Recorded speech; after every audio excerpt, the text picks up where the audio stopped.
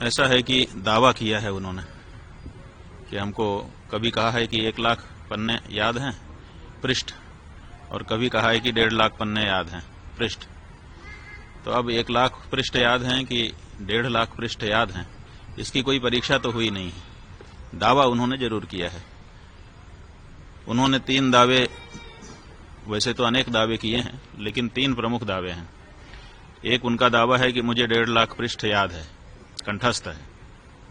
दूसरा उनका दावा है कि हमको 23 भाषाएं आती हैं। और तीसरा उनका दावा है कि मैंने राम जन्मभूमि में जो गवाही दी उसके कारण फैसला हो गया। लेकिन इन तीनों दावों की पुष्टि अभी नहीं हुई है, क्योंकि 1.5 लाख पृष्ठ उनके कंठ में हैं, कभी परीक्षा तो हुई ही नहीं है, तो बिना परीक्षा के दावा ही है। इसलिए हम चाहेंगे कि 1.5 लाख पृष्ठ कौन कौन से हैं उनको निकाल के एक जगह पे रखें और फिर लोगों को आमंत्रित कर दें कि आइए, जिसको किसी भी प्रश्न से पूछना हो हमसे पूछिए, हमको सब कंठस्थ है। 150 पृष्ठों से 1.5 लाख पृष्ठ याद हैं, तो कम से कम 150 पृष्ठ एक बार पूछ लिए जाएं, कोई भी पृष्ठ, और उसके बाद अगर वो सब सुना देते हैं तो सब लोग जय जयकार करेंगे, हम लोग भी जय जयकार करेंगे, है ना।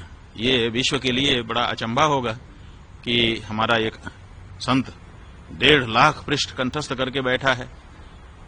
तो हम चाहेंगे कि अब ये मौका आ गया है कि वो 1.5 लाख पृष्ठ कौन कौन से हैं छांट दें और उनको एक मेज पर सजा दिया जाए और फिर लोगों को बुला लें। 150 पृष्ठ केवल पूछे जाएंगे। अगर 150 पृष्ठ कंठस्थ उनको हो गए उनमें से, तो हम लोग मान लेंगे कि सब कंठस्थ हैं। वो कहते हैं कि 23 भाषा हमको आती है। अभी तक उनका कोई भी वीडियो YouTube पर खोजने से हिंदी के अलावा दूसरी भाषा में मिलता नहीं है। तो अगर 23 भाषा आती होती तो 23 भाषा में उनका कोई न कोई प्रवचन होता कहीं न कहीं। तो 23 भाषा कौन कौन सी है उसकी सूची वो बता दें। तो 23 उन भाषाओं के जो विद्वान हैं उनको हम लोग भेजेंगे। 40-40 मिनट का एक संवाद उसी भाषा के विद्वान के साथ उनका हो जाए। जय जयकार कौन नहीं करेगा, सब करेंगे। और तीसरी बात यह है कि वो कहते हैं कि राम जन्मभूमि में हमारे कारण फैसला आ गया, हम ही हैं। तो वहां के वकीलों ने तो इसके विरुद्ध बताया है, वहां के जज ने तो इसके विरुद्ध बताया है, इसलिए इसमें भी शंका हो गई है।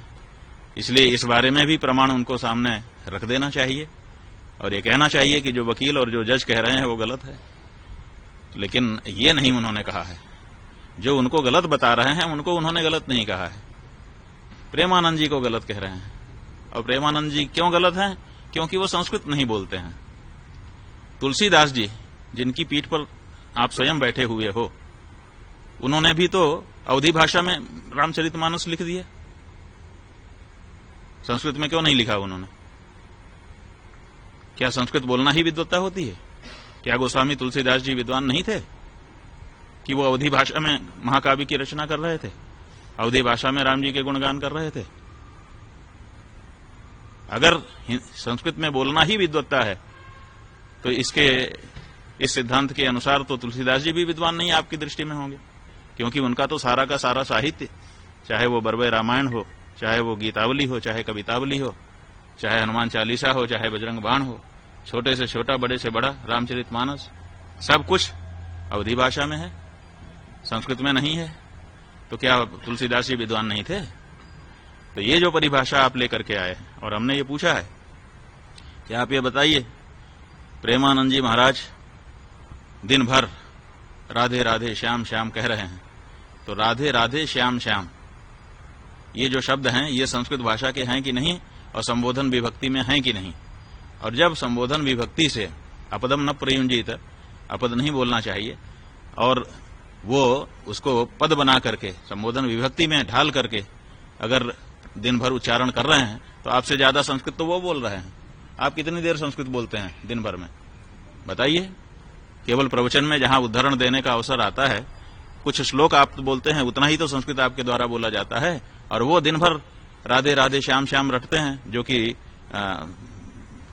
पद है, जो कि संस्कृत व्याकरण की दृष्टि से शुद्ध शब्द है। तो वो तो आपसे ज्यादा संस्कृत रोज बोल रहे हैं और आप कह रहे हैं कि वो संस्कृत नहीं बोलता है। माने संबोधन विभक्ति में जब भगवान का नाम बोला जाता है तो क्या वो संस्कृत नहीं होता है? और अगर संस्कृत होता है तो वो तो संस्कृत ही बोल रहे हैं, दिन भर संस्कृत बोल रहे हैं। आप उनको क्यों कह रहे हैं कि वो संस्कृत नहीं जानते हैं? तो ये जो बातें हैं, इन सब से पता चलता है कि या तो उनकी बात को ध्यान ही देना छोड़ दिया जाए, बिल्कुल अप्रमाण मान लिया जाए, और या तो फिर उनको अपनी योग्यता और अपने जो दावे हैं उनको जनता के सामने आकर के प्रमाणित कर देना चाहिए। हम कहना चाहेंगे, वो पुरी के शंकराचार्य जी को कहते हैं कि वो संस्कृत नहीं बोलते हैं। संस्कृत नहीं बोलते, कोई इच्छा से बोलता है? भाषा जो है वो विवक्षाधीन होती है। विवक्षा का मतलब होता है बोलने की इच्छा। हमको इच्छा होगी तो हम बोलेंगे, इच्छा नहीं होगी नहीं बोलेंगे। कोई हमको जबरदस्ती करेगा कि तुम यही बोलो? ये तो महाराष्ट्र के ठाकरे बंधु हो गए कि बोलना ही पड़ेगा। अरे भाषा जो है, भाषा का नियम है, वो विवक्षाधीन होती है। जो बोलना चाहता है वो बोलता है, जिसको नहीं इच्छा होती है नहीं बोलता है। कौन सा शब्द मैं बोलूंगा ये कोई हमको बताएगा? हम खुद बोलते हैं। जब हमको जिस शब्द की इच्छा होती है उस शब्द का उच्चारण अपने मुख से हम करते हैं। भाषाएं जो होती हैं वो विवक्षाधीन होती हैं, बोलने की इच्छा के अधीन होती हैं। तो ऐसी परिस्थिति में वो नहीं बोलते हैं उनकी इच्छा, लेकिन वो संस्कृत के विद्वान नहीं है, ऐसा तो नहीं है।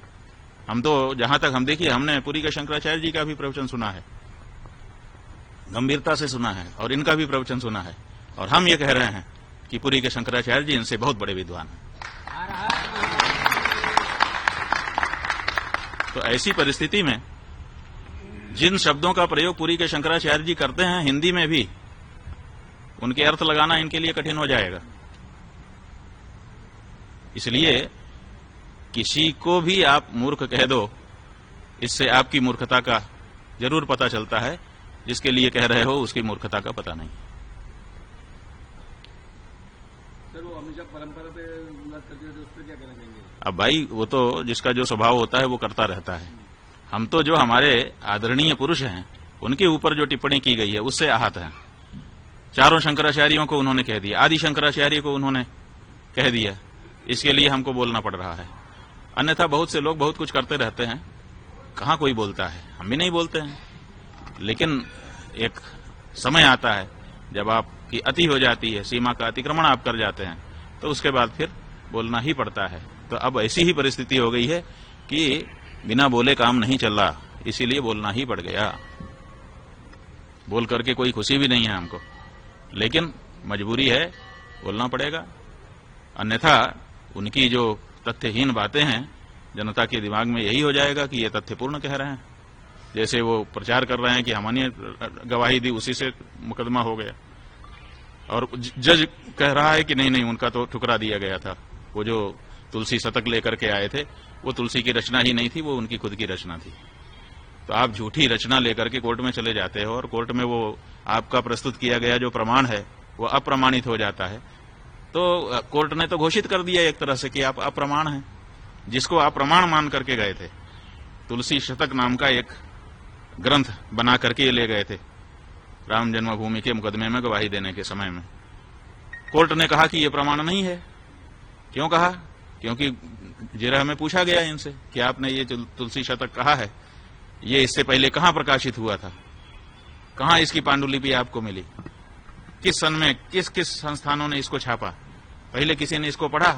तो ये कुछ नहीं बता पाए। तो इनका तुलसी शतक अप्रमाण हो गया। तो जब आपका प्रस्तुत किया गया तुलसी शतक अप्रमाण हो गया, तो आप भी अप्रमाण ही हो गए ना। जिस प्रमाण को हम लेकर के गए थे, अगर वो प्रमाणित नहीं हुआ, इसका मतलब कौन अप्रमाण हुआ? वही तो जो उसको लेके गया था। तो कोर्ट ने आपको पहले ही अप्रमाण घोषित कर रखा है, आपके प्रमाण को अस्वीकार कर दिया गया है। तो आप पहले ही घोषित अप्रामाणिक व्यक्ति हो। आपसे अब क्या कहा जाए? आप तुलसी के नाम का पीठ बना लेते हो। तुलसी के नाम का पीठ कोई कैसे बना सकता है? तुलसी के नाम का पीठ तुलसी बना सकते हैं, तुलसीदास जी ने तो कोई ऐसा पीठ बनाया नहीं। तो आप तुलसीदास जी के नाम को बुनाने के लिए तुलसीदास जी के नाम का पीठ बना लो, बना के बैठ गए। क्या परंपरा है आपकी? आपके पहले कौन रामानंदाचार्य था जिसकी गद्दी पे आप बैठे हो? अगर आपसे यह प्रश्न पूछा जाए तो आप क्या बता पाओगे? आपको यही बताना पड़ेगा ना कि मैंने प्लाट खरीदा, मैंने मठ बनाया, उसमें एक चबूतरा बना लिया, उसके ऊपर मैं बैठ गया हूं। इससे कोई रामानंदाचार्य हो जाएगा? और रामानंदाचार्य जी ने भाष्य लिखे और उनके भाष्यों के होते हुए आपने स्वयं भाष्य लिख दिए और कह रहे हैं कि इस समय मैं ही केवल भाष्य करता हूं, दूसरा कोई भाष्य करता नहीं है। चारों शंकराचार्यों ने भाष्य नहीं लिखा है। अरे भाई, चारों शंकराचार्यों ने भाष्य क्यों नहीं लिखा है? चारों शंकराचार्य शंकराचार्य हैं और शंकराचार्य जी का भाष्य उपलब्ध है। जो चार शंकराचार्य हैं देश में, वो चारों शंकराचार्य हैं। अहम एव इति विज्ञेयः, एवकार लगा हुआ है। इसका मतलब है कि ये चारों शंकराचार्य ही हैं और इन्हीं का लिखा हुआ तो भाष्य है, वो शांकर भाष्य। तो हमने क्यों नहीं लिखा है? हमारे नाम का भाष्य है और हम विद्यमान हैं, वो भाष्य हमारा ही है। उस भाष्य के बारे में जो चर्चा करनी हो करो, हमारा भाष्य है वो। हमको अलग कब लिखना पड़ेगा? जब हम शंकराचार्य के विरुद्ध मत वाले होंगे, शंकराचार्य जी का मत हमको सही नहीं लगेगा, तब हम नया भाष्य लिखेंगे। तो रामानंदाचार्य का मत इनको सही नहीं लगा, तभी ना इन्होंने नया भाष्य लिखा और खुद को रामानंदाचार्य कह करके पुजवा रहे हैं। रामानंदाचार्य के भाष्य को खारिज करके अपना स्वयं का भाष्य लिखने वाला व्यक्ति रामानंदाचार्य जी के नाम को भुना रहा है। रामानंद संप्रदाय के जो लोग हैं, हमको तो उनके ऊपर तरस आता है कि रामानंदाचार्य जी के भाष्य को अस्वीकृत करके स्वयं का भाष्य लिखने वाला व्यक्ति आपके बीच में रामानंदाचार्य बन के बैठा है और आप लोग चुप हैं। क्यों चुप हैं? प्रश्न उठता है। तो इसलिए बंधु, ये ठीक नहीं है। तुलसीदास जी ने उत्तर अपने रामचरितमानस में साफ लिख दिया है कि सबकी निंदा जे नर करहीं, ते चमगादड़ होई अवतरहीं। तुलसीदास जी को अगर इन्होंने पढ़ा होता तो सबकी निंदा नहीं करते, लेकिन ये सबकी निंदा करते हैं। आज तक मोदी जी के अलावा किसी की प्रशंसा करते दिखे वो? मोदी जी मेरे मित्र हैं। मोदी जी उस पार्टी के नेता हैं जो पार्टी गौ हत्यारों से चंदा लेकर के राजनीति कर रही है, और ये उनके मित्र हैं।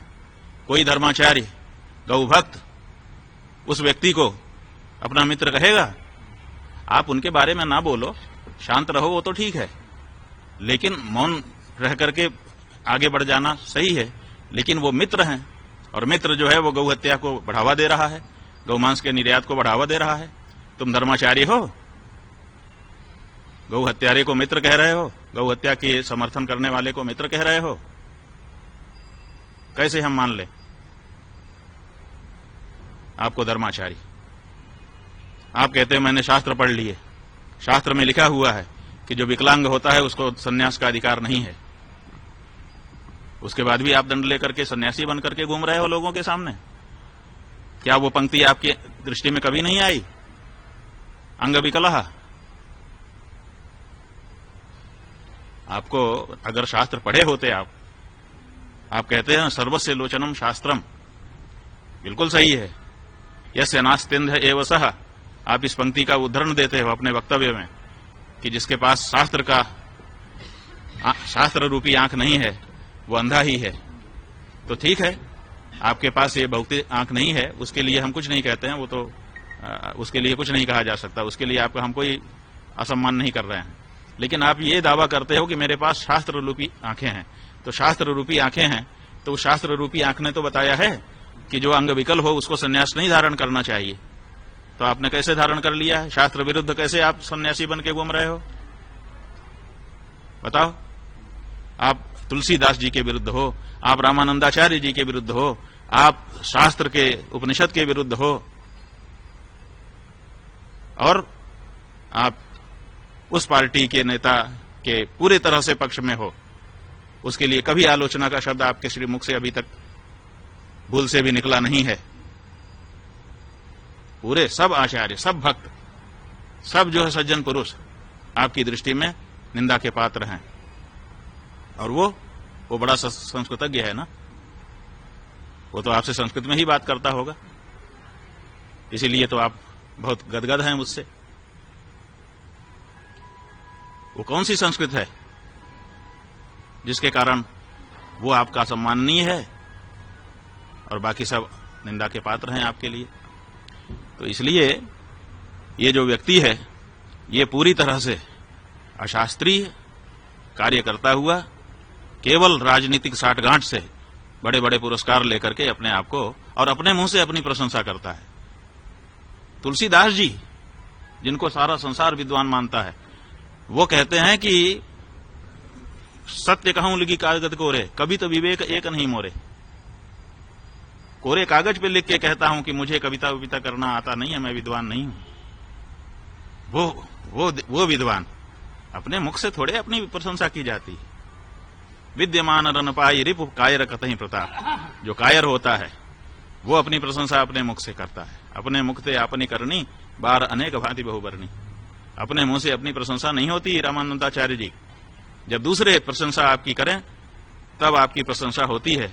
इसलिए हम तो केवल देखो भैया, ज्यादा नहीं कहना चाहते। बहुत दिन से लोग कहते रहते थे, बार बार दिखाते रहते थे इनके वक्तव्य। हम लोग कुछ नहीं बोलते थे। क्यों नहीं बोलते थे? क्योंकि विधर्मियों को यह कहने का मौका मिलता है कि देखो आचार्य लोग आपस में लड़ रहे हैं, तो ऐसा मौका हम क्यों दें, इसीलिए नहीं बोलते थे। लेकिन अब बिना बोले नहीं रहा जा रहा है, क्योंकि अब आप आदि शंकराचार्य को बोल रहे हो, अब आप चारों पीठों के शंकराचार्यों को बोल रहे हो, आप जो है भक्त हृदय प्रेमानंद जी उनको बोल रहे हो, और इसी तरह से जाने किसको किसको बोल रहे हो, किसी को आप छोड़ ही नहीं रहे हो। तो ऐसी परिस्थिति में जनता को जानकारी रहे, इसके लिए बोल रहे हैं। आलोचना की दृष्टि से अभी भी हम नहीं बोल रहे हैं, और अभी भी हम कह रहे हैं कि उनके पास मौका है। उनके 1000 दावों में से 3 दावे निकाल लिए। 23 भाषा का मुझे ज्ञान है। आप 23 भाषा के विद्वानों को हम भेजते हैं आपके पास, आप सूची दीजिए। आप उनसे 20-20 मिनट, 40-40 मिनट संवाद करके दिखाइए उन सभी भाषाओं में जिन भाषाओं का आप दावा करते हैं। हम खुद जयकारा लगाएंगे आपकी इस प्रतिभा के लिए। आप कहते हैं कि मुझे 1.5 लाख पृष्ठ याद है, वो 1.5 लाख पृष्ठ निकाल करके सामने रखिए। उसमें से 150 पृष्ठ केवल हम पूछेंगे, और अगर आपने कंठस्थ सुना दिया हम खुद आपका जयकारा करेंगे। और नहीं, और राम जन्मभूमि के बारे में हमने बता दिया, झूठा दावा कर रहे हो। अगर ये 3 आप नहीं बताते हो तो फिर आपकी कलई खुल जाएगी। ठीक है? जो दावा कोई करता है, जैसे वो कहते हैं कि आप संस्कृत नहीं जानते, संस्कृत नहीं बोलते। जिस विश्वविद्यालय से उन्होंने आचार्य की डिग्री प्राप्त की है, जहां उन्होंने शोध किया है, उसी विश्वविद्यालय से हमने भी आचार्य की डिग्री प्राप्त की है और हमने भी शोध किया है। ऐसी परिस्थिति में उनकी विद्या ज्यादा है, हमारी विद्या कम है, ये कैसे पता चलता है? जब एक ही डिग्री उनके पास भी है, हमारे पास भी है, तो उनकी डिग्री सही, हमारी डिग्री गलत? नहीं, दोनों की डिग्री सही है। वो भी विद्वान है। क्यों? क्योंकि परीक्षा लिखी है उन्होंने, उसकी परीक्षा दी है, परीक्षा देने के बाद प्रतिफल आया है, तब वो डिग्री मिली है। ठीक है? तो उसी तरह से अभी भी तो उनको जो दावे वो कर रहे हैं उसकी परीक्षा देनी चाहिए, इसलिए वो परीक्षा दें। अब हमारा यही कहना है, और नहीं तो ये झूठा बोलना बंद करें। ठीक है? हाँ। अमित जी, केंद्र सरकार ने संविधान के 130 संशोधन पर जेपीसी का गठन किया है, उसको आप किस तरह देखते हैं?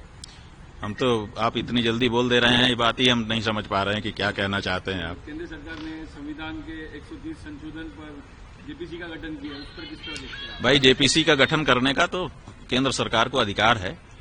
किसी विषय में कोई भी चर्चा करनी है तो उसके लिए पहले संयुक्त संसदीय समिति का गठन किया जाता है। उसमें सब दल के लोग, सांसद बैठ करके विचार करते हैं, तो वो अपनी रिपोर्ट देगी, तब आगे बात बढ़ेगी। तो अगर विचार करने के लिए कोई विषय लाया गया है सांसदों के समक्ष, तो उसमें खराबी क्या है? ये अच्छा है, विचार तो होते ही रहना चाहिए, हर विषय पे विचार होना चाहिए। हम तो कहते हैं कि जैसे उन्होंने जेपीसी गठित कर दिया है, ऐसे ही रामभद्राचार्य पे, धर्माचार्यों को भी जेपीसी गठित कर देना चाहिए।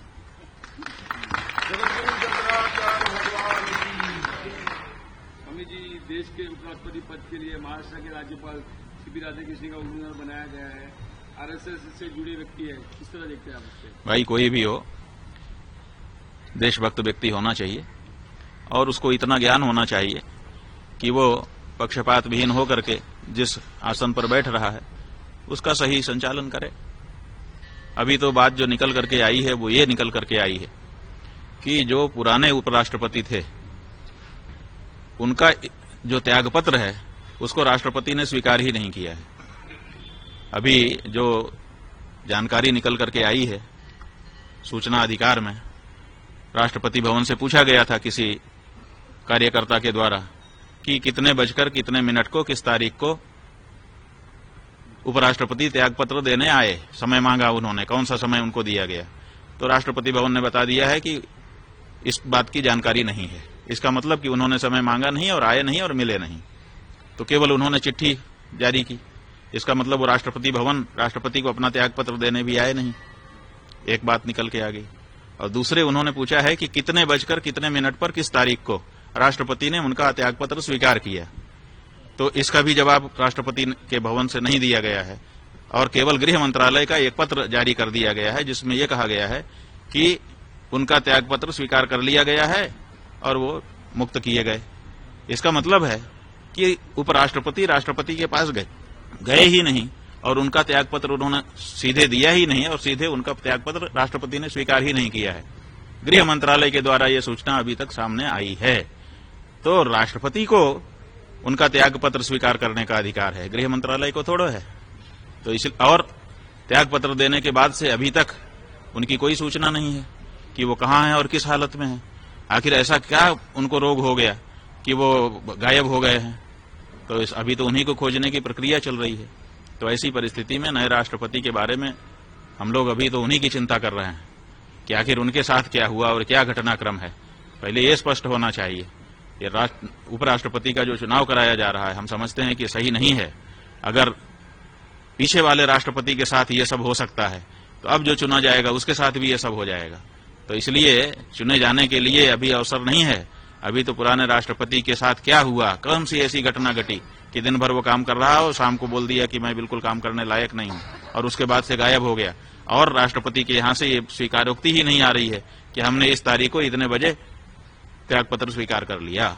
तो अभी इसमें पेंच है बंधु, ऐसा हम समझते हैं। For more of such videos, do like, share and subscribe to ET Now Swadesh.